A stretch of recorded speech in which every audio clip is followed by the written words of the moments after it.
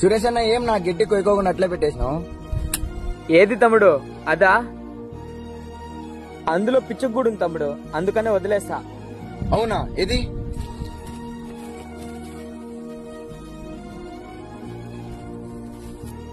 ఇది ఉంటే నీకేమన్నా దీన్ని తీసి పక్కన పడేకోకుండా? తప్పురా, అలా అనకు.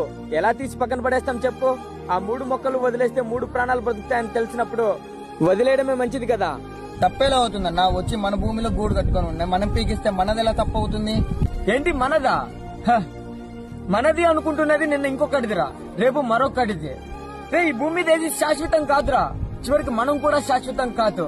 అయినా ఎవరు చెప్పారా నీకు భూమి మనుషులకు మాత్రమే సొంతమని?